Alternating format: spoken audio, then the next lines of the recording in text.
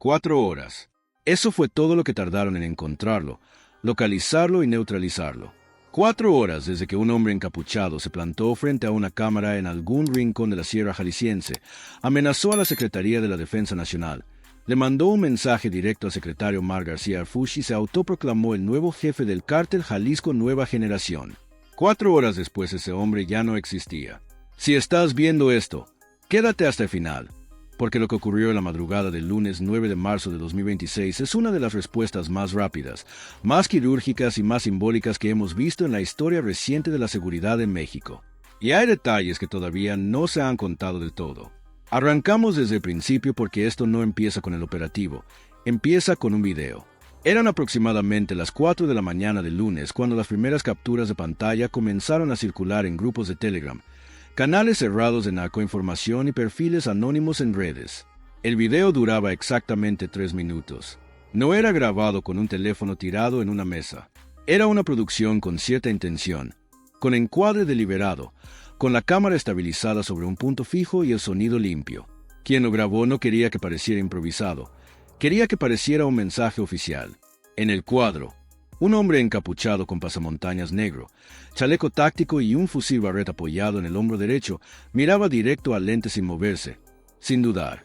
A su espalda, una narcomantas con letras rojas sobre fondo blanco que aún están siendo analizadas por peritos de la Fiscalía General de la República.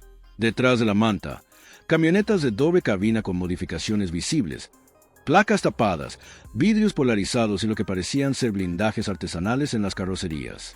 El fondo sonoro era un corrido alterado a bajo volumen, como si la música fuera parte del mensaje, como si dijeran, aquí todavía hay estructura, aquí todavía hay gente, aquí todavía hay dinero. Y entonces habló Sedena y Arfagarán caro por tocar al Mencho. El CJNG no se rinde. La guerra continúa hasta que caigan todos.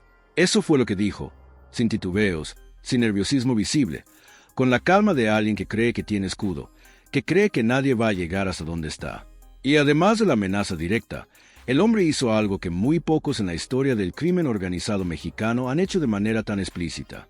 Se autoproclamó sucesor legítimo de Nemesio Ceguera Cervantes, el Mencho, el líder histórico del CJ, que para este momento ya estaba fuera del tablero. Se llamó a sí mismo heredero. Se presentó como continuidad, como si el cártel no hubiera sufrido los golpes que todos sabemos que sufrió en los meses previos. Lo que ese hombre no calculó o si calculó y simplemente creyó que podía con ello, es que esa misma señal digital con la que grabó y subió el video iba a ser el hilo del que jalaron para llegar hasta él. Mientras el video comenzaba a viralizarse y los medios de comunicación aún dormían, los equipos de inteligencia de la Secretaría de Seguridad y Protección Ciudadana, la Sedena, la Guardia Nacional y el CISEN ya estaban activos. No hubo reunión matutina, no hubo espera de reportes formales. El protocolo de respuesta ante amenazas públicas de alto perfil se activó de inmediato y lo que vino en las siguientes 4 horas fue un trabajo de inteligencia digital que merece que lo entendamos bien porque dice mucho sobre cómo opera hoy la maquinaria de seguridad federal. El video fue subido desde un dispositivo. Ese dispositivo, al conectarse a Internet para hacer la carga del archivo, dejó rastros. Los metadatos del video contenían información técnica que los equipos forenses digitales comenzaron a diseccionar de inmediato. Marca del dispositivo, versión de software y en algunos fragmentos coordenadas geográficas que no habían sido eliminadas correctamente del archivo. Simultáneamente, la triangulación de la señal del dispositivo permitió acotar la zona desde la que se había realizado la transmisión. No era una ubicación exacta todavía, pero era suficiente para saber en qué radio buscar. A eso se le sumó la interceptación de comunicaciones. Las células que habían comenzado a mover el video entre grupos internos del CJNG usaban canales que ya estaban siendo monitoreados. Cada reenvío, cada reacción interna, cada mensaje que confirmaba la autoría del video fue una pieza más que afinó la imagen. En menos de 2 horas, los analistas tenían un perfil claro del emisor y una zona geográfica acotada en la Sierra Jalisciense, posiblemente entre la Sierra de Amula y los alrededores de Tapalpa. El nombre que empezó a aparecer una y otra vez en los cruces de información fue Jesús Gerardo, alias el matón del CJNG. También apodado el nuevo Mencho por células leales a la estructura que quedó tras la caída de Mencho. No era un desconocido para la inteligencia federal. Era un operador de alto rango del grupo élite del cártel con historial documentado en ejecuciones selectivas, control de plazas en Jalisco y Michoacán y varios intentos fallidos de captura en operativos anteriores. Era el tipo de perfil que sabe moverse, que cambia de ubicación constantemente, que usa teléfonos de prepago y que raramente da la cara. Salvo esta vez. Esta vez, Jesús Gerardo decidió que grabar un video de 3 minutos con un fusil Barrett y enviárselo al país entero era una buena idea, y esa decisión le costó todo. Antes de continuar con lo que pasó cuando los equipos llegaron a esa finca, necesito que entiendas el contexto de por qué un video así, en este momento, es tan significativo. El CJNG venía de meses de golpes consecutivos. La estructura de mando había sido fragmentada. Los círculos más cercanos al Mencho habían sido desmantelados en oleadas de operativos que incluyeron decomisos de aeronaves, irrupciones en eventos familiares del entorno criminal, neutralizaciones en Michoacán, Tabasco y Cancún y una presión constante sobre las redes de corrupción que sostenían la operación del cártel. En ese contexto, el vacío de poder era real. Y en ese vacío, alguien con aspiraciones y suficiente armamento creyó que podía dar un paso al frente. El problema es que dar un paso al frente en el México de hoy, con la maquinaria que existe, con los niveles de cooperación interinstitucional que se han desarrollado, es como encender un reflector sobre tu propia cabeza. Y eso exactamente fue lo que hizo el matón. Si te está gustando lo que estás viendo, este es el momento de suscribirte al canal. No cuesta nada y ayudas a que este tipo de análisis llegue a más personas. Dale clic al botón de suscripción y activa la campana para que no te pierdas ninguna entrega. Volvamos a la sierra. Eran aproximadamente las 6 de la mañana del mismo lunes, cuando el cerco operativo comenzó a cerrarse sobre la zona de Tapalpa y sus alrededores. Equipos mixtos de la Sedena y la Guardia Nacional desplegados en posiciones perimetrales, con apoyo aéreo compuesto por drones de reconocimiento y helicópteros Black Hawk que sobrevolaban la zona en patrones de búsqueda. No era un operativo improvisado. Cada posición había sido asignada con base en la información de inteligencia recabada durante las 2 horas anteriores. La finca donde se encontraba Jesús Gerardo era una propiedad fortificada en las afueras del municipio. No era una casa rural común. Tenía accesos controlados, bardas altas y, según el reconocimiento previo por dron, al menos 3 puntos de vigilancia exterior. El tipo de estructura que no se construye para vivir cómodamente, sino para aguantar tiempo ante una posible incursión. Alguien había invertido en ese lugar con la intención de que fuera difícil de tomar, pero no imposible. Cuando las unidades avanzaron hacia el perímetro, el grupo que estaba dentro reaccionó de inmediato. No hubo negociación, no hubo llamado a rendirse que prosperara. Los escoltas de Matón abrieron fuego desde las posiciones de vigilancia y la respuesta fue inmediata y proporcional. El intercambio duró varios minutos, lo suficiente para que los equipos tácticos completaran el cierre del perímetro sin dejar vías de esca.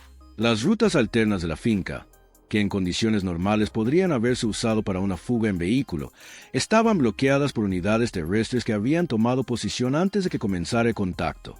Jesús Gerardo, el matón, fue neutralizado durante el enfrentamiento. Junto con él, 6 de sus escoltas cayeron en el sitio. No hubo heridos de gravedad entre las fuerzas federales, al menos no según la información disponible en el momento en que ARF dio la conferencia. El operativo desde el inicio del despliegue hasta el fin del enfrentamiento tomó menos de 40 minutos. Y lo que encontraron adentro confirma que el video no era simplemente bravuconería, era una presentación. El armamento decomisado incluía el fusil Barrett que había aparecido en el video, varios rifles AK-47 con modificaciones, granadas de fragmentación y cantidades significativas de munición de grueso calibre. 4 camionetas de doble cabina con modificaciones tácticas estaban estacionadas en el interior de la propiedad, con vidrios blindados y estructuras metálicas reforzadas en la carrocería. En una habitación interior, se encontraron dispositivos electrónicos, celulares y computadoras portátiles que contenían copias del video, listas de contactos y lo que los peritos describieron como registros de amenazas pendientes, es decir, una agenda de operaciones que nunca llegaron a ejecutarse. También había efectivo en paquetes y droga lista para trasiego en bolsas selladas. Todo lo que Matón había mostrado en ese video de 3 minutos estaba ahí dentro de esa finca esperando ser catalogado por los peritos de la FGR. La conferencia de ARF de la mañana desde Jalisco, 4 horas exactas después de que el video había comenzado a circular. El secretario se plantó frente a los micrófonos con la compostura de siempre, esa calma que a veces resulta más intimidante que cualquier declaración estruendosa, y dijo algo que hay que procesar con atención. En solo 4 horas rastreé y neutralicé al que se autoproclamaba sucesor. Las amenazas en video no intimidan. aceleran su fin. El CJN ya no tiene líderes ni refugios. Cada intento de reorganización será cortado de raíz. No es solo una frase de conferencia de prensa, es una doctrina operativa. Estoy diciendo esto porque hay algo en esa secuencia. Video a las 4 de la mañana, neutralización a las 7, conferencia a las 8, que no es casual. Esa velocidad de respuesta está diseñada para mandar un mensaje propio, uno que contrarresta directamente el mensaje del video del matón. Si el objetivo del video era demostrar que el CJNG sigue vivo, que hay estructura, que hay liderazgo dispuesto a amenazar públicamente a las fuerzas federales, la respuesta en 4 horas dice exactamente lo contrario. Dice que el tiempo que tarda alguien en autoproclamarse heredero del Mencho es el mismo que tarda el Estado en llegar hasta donde está. Pero detengámonos un momento en el perfil de Jesús Gerardo, porque entender quién era el matón es entender por qué esto importa más allá del operativo en sí. Jesús Gerardo no era un sicario de escalón bajo. Era un operador con historial en 2 estados, con experiencia en ejecuciones selectivas, con control documentado de plazas. Ese tipo de perfil dentro del CJNG no llega a esa posición por suerte ni por antigüedad. Llega porque ha demostrado lealtad, efectividad y, lo más importante, capacidad de mantener estructuras operativas funcionando bajo presión. Es el tipo de persona que un cártel fragmentado mira para reorganizarse. El tipo de persona que llena vacíos, y en el vacío que dejó el Mencho, Jesús Gerardo vio una oportunidad. Lo que probablemente no calculó o calculó mal es que ese vacío también lo hacía visible. En una estructura criminal sólida, el poder se delega en capas. Hay quienes dan la cara y quienes se mueven en la sombra. El Mencho fue eficaz durante años precisamente porque mantuvo una distancia calculada de la exposición pública. Cuando Matón decidió grabar ese video, rompió esa regla fundamental. Se convirtió en el rostro del mensaje, y un rostro identificable con un dispositivo rastreable en una zona geográfica acotada es un objetivo. Hay algo más que me parece importante mencionar aquí y que todavía está siendo analizado por las autoridades. El video no fue subido desde un servidor anónimo ni a través de una red de protección. Fue subido directamente desde el dispositivo que lo grabó a una plataforma que, aunque es de acceso restringido, tiene vulnerabilidades de metadatos que los equipos de inteligencia conocen bien. Eso combinado con la confianza excesiva de que el mensaje llegaría, pero la ubicación no sugiere que dentro del entorno operativo de Matón no había nadie con el conocimiento técnico suficiente para hacer la operación de manera realmente segura. Y eso dice algo sobre el estado real de la estructura que pretendía liderar. No es lo mismo hablar de heredero del Mencho que tener el aparato de inteligencia contrastado que el Mencho construyó durante años. El video parecía poderoso. La realidad detrás del video era más frágil de lo que aparentaba. 4 horas. Ese es el número que va a resonar en este caso durante mucho tiempo. Pero para que esas 4 horas fueran posibles, había un trabajo previo que ya estaba hecho. La triangulación de señales no se construye en el momento.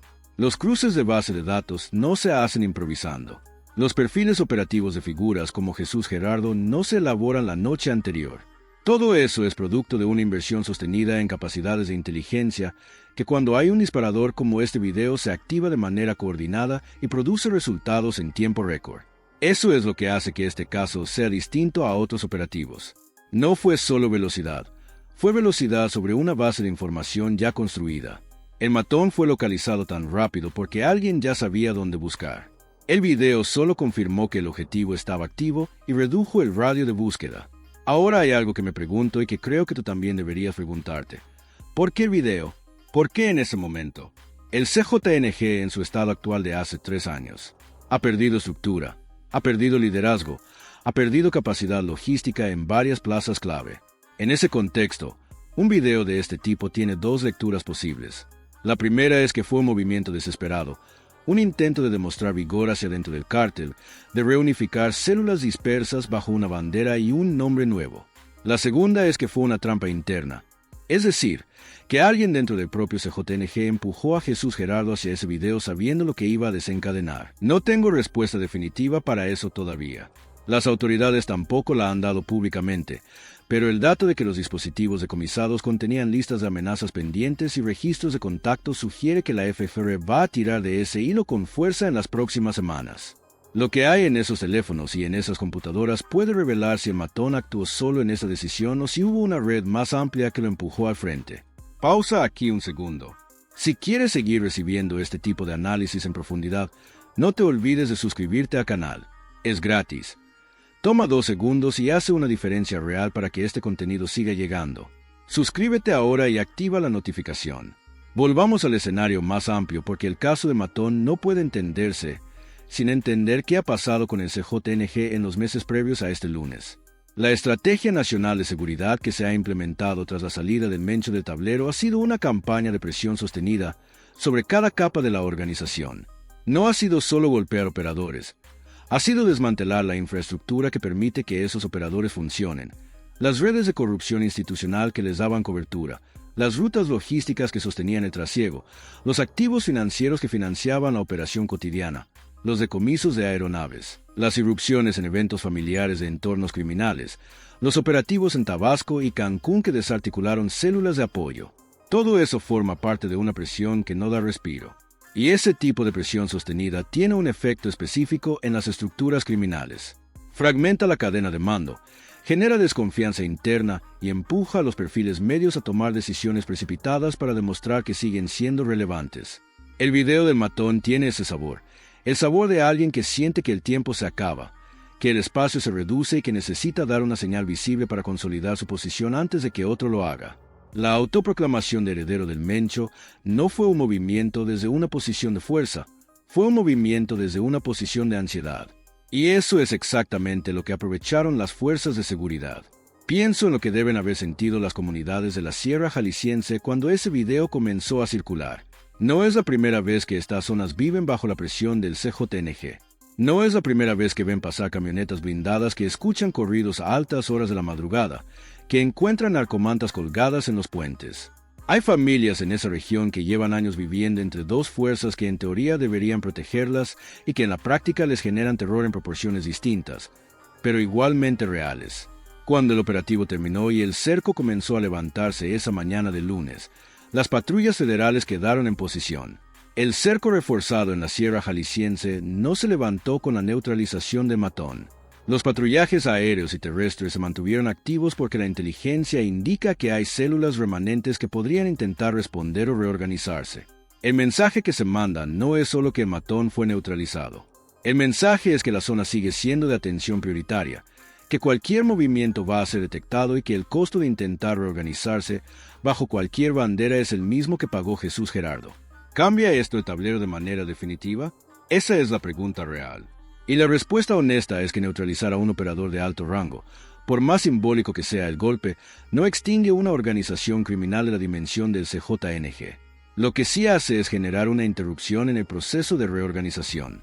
Cada vez que surge un candidato a ocupar el vacío y es eliminado antes de consolidarse, el proceso de reorganización se reinicia desde cero y cada reinicio consume recursos, confianza interna y tiempo en el que el Estado puede continuar aplicando presión sobre la estructura restante.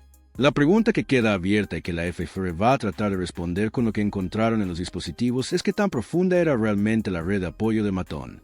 Porque si los teléfonos y las computadoras muestran una red extensa de células leales, de contactos en instituciones, de rutas activas, eso significa que el trabajo que viene es grande. Y si muestran que era una estructura más pequeña de lo que el video quería aparentar, eso confirma la lectura de que fue un movimiento desesperado más que una señal real de reorganización. Hay un dato que todavía me parece llamativo y sobre que vale la pena reflexionar. En los dispositivos decomisados encontraron lo que los peritos describieron como listas de amenazas pendientes. No es un detalle menor. Significa que Matón no grabó ese video como una acción aislada, lo grabó como parte de una agenda, como una primera señal de una campaña que tenía más pasos planeados. Lo que la FGR ahora tiene que determinar es si alguno de esos pasos ya había sido comunicado a otras células, si había instrucciones circulando, si hay objetivos identificados que todavía están en riesgo. Eso es lo que hace que el cerco en la sierra no se levante con el operativo porque Matón ya no está.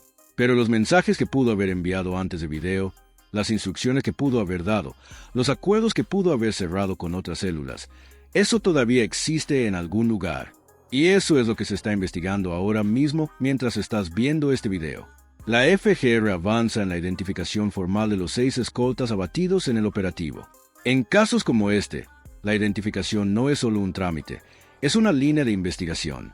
Cada persona que cayó en esa finca tiene una historia, una red de contactos, una trayectoria dentro de la organización y esa trayectoria puede llevar a nombres, a ubicaciones, a estructuras que aún no han sido tocadas.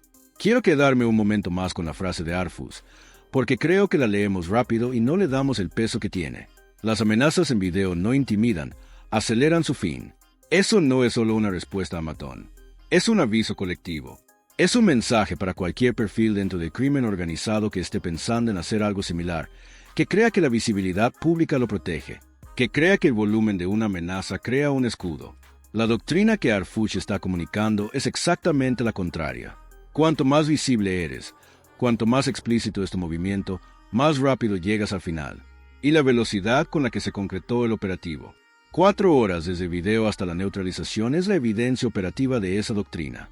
No es una promesa, es un registro histórico documentado con hora y minuto. Hay algo más que quiero que pienses. El matón se autoproclamó heredero del Mencho. Y el Mencho, más allá de todo lo que representaba en términos de violencia y crimen organizado, fue alguien que entendió durante mucho tiempo cómo mantenerse en las sombras. El Mencho no grababa videos con fusiles Barrett mandándole mensajes a la Sedena. El Mencho construyó una estructura que lo protegía precisamente porque no daba la cara de esa manera. El hecho de que primero en autoproclamarse su sucesor haya cometido exactamente el error que el Mencho siempre evitó, dice mucho sobre la calidad de liderazgo que quedó disponible dentro de la organización. No es herencia, es parodia y la diferencia entre ambas la pagan con su vida. En el fondo de todo esto hay una pregunta que las autoridades no han respondido públicamente todavía y que probablemente no van a responder pronto. ¿Alguien más dentro del CJ sabía de este video antes de que se publicara?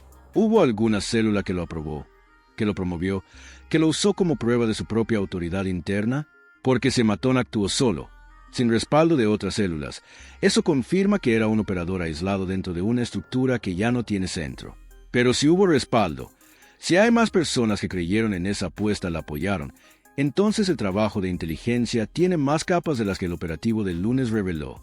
Eso es lo que hay que seguir, no el operativo que ya ocurrió, sino lo que viene después del operativo, las investigaciones que se construyen con lo decomisado, los procesos que se abren por delincuencia organizada, portación de armas de uso exclusivo del ejército y delitos contra la salud, los nombres que van a aparecer en esos expedientes, las conexiones que van a trazar los peritos entre la red de Matón y otras estructuras que aún están operando.